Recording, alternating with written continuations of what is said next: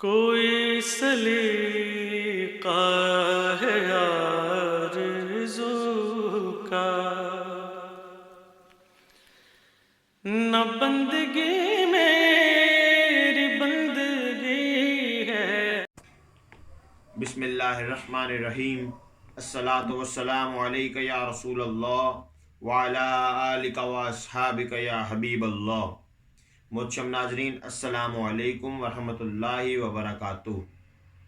میں محمد حسنین رضا مجددی آپ کے سامنے پروگرام آؤ حدیث سیکھیں کا ایپیسوڈ 22 لے کر حاضر ہوں۔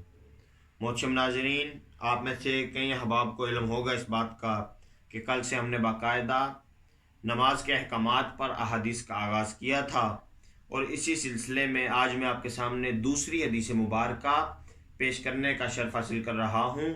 اللہ رب العزت سے دعا ہے مجھے حق سچ بیان کرنے کی اور اس پر عمل پیرا ہونے کی توفیق عطا فرمائے۔ احباب گرامی قدر، آج کی حدیث مبارکہ مسلم شریف میں موجود ہے۔ اس کا ریفرنس نمبر 657 ہے۔ میرے کریم آقا نے ارشاد فرمایا، جو شخص صبح کی نماز ادا کرتا ہے وہ اللہ کی ذمہ داری میں ہے، اور جو کوئی اللہ کی ذمہ داری میں حائل ہوتا ہے میرا اللہ اسے اوندھے منہ جہنم میں ڈال دے گا۔ احباب گرامی قدر، یہ جو حدیث مبارکہ کا مفہوم میں نے آپ کے سامنے پیش کیا ہے، اس میں میرے کریم آقا نے نماز فجر کی اہمیت اور فضیلت اور نماز فجر ادا کرنے والے نمازی کی شان بیان فرمائی ہے۔ میرے کریم آقا نے ارشاد فرمایا، جو شخص صبح کی نماز یعنی فجر کی نماز پڑھتا ہے وہ اللہ کی ذمہ داری میں چلا جاتا ہے، یعنی اس کے دن کے جتنے کام ہوتے ہیں، اس کے دن کے جتنے اعمال ہوتے ہیں، اس کے دن کے جتنے فعل ہوتے ہیں، وہ سب اللہ کی ذمہ داری میں چلے جاتے ہیں، اور اس کے دن کے ہر کام کو میرا رب آسان فرما دیتا ہے۔ احباب گرامی قدر، آج کا دور نفس نفسی کا عالم ہے۔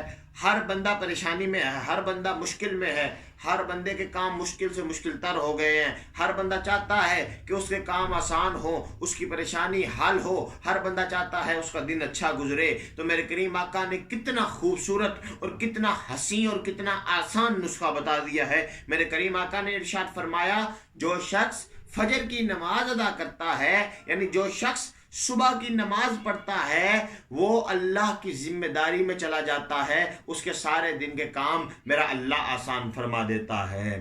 اللہ رب العزت سے دعا ہے کہ ہمیں 5 وقت پورے اہتمام کے ساتھ باجماعت نماز ادا کرنے کی توفیق عطا فرمائے، اور نماز کے رازوں کو سمجھنے کی توفیق عطا فرمائے۔ میرا مالک ہر دیکھنے والے کی خیر فرمائے۔ خدا